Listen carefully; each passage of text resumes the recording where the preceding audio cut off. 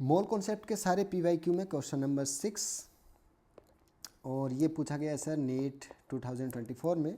बहुत इजी सा क्वेश्चन है। A compound X contain 32% of A, 20% of B and remaining percentage of C, then the empirical formula axis.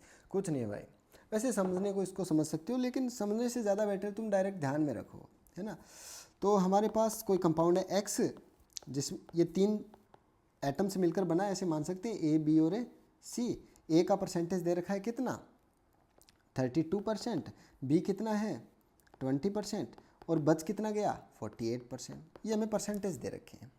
और फिर पूछा है कि इसका इंपेरिकल फॉर्मूला क्या होता है। तो बिल्कुल सिंपल है, जब भी आपको इंपेरिकल फॉर्मूला पूछे, परसेंटेज देखे, तो आप इनके मोलर मास से डिवाइड कर दो सब में, है ना। जैसे ए का मोलर मास दे ही रखा है इसने 64, तो बटा 64, बी का मोलर मास 40, तो बाय 40, और सी का मोलर मास 32, तो सी के परसेंटेज में डिवाइड कर दो 32।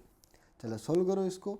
ये वैल्यू कितनी आई, ये आ गई 1/2, और ये वैल्यू भी आ गई 1/2, और ये वैल्यू कितनी आ गई 2, 3, 3/2।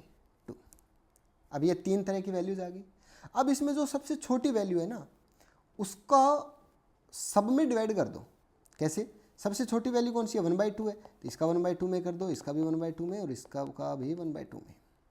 ठीक है, 1/2 से सबको डिवाइड कर दो, सबसे छोटी को। तो ये वैल्यू क्या आ गई सर, इसको सोल्व करोगे 1/2/1/2 यानी कि 0.5/0.5 1, ये भी क्या आ गया 1, और ये क्या आ गया 3, है ना।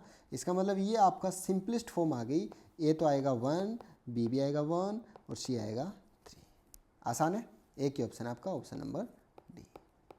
ठीक है, इसी तरह आपको कोई भी डाउट हो, कोई भी क्वेश्चन पूछना हो, आप कभी भी रात को 2 बजे, 4 बजे, 10 बजे, 20 बजे, कभी भी पूछ सकते हो।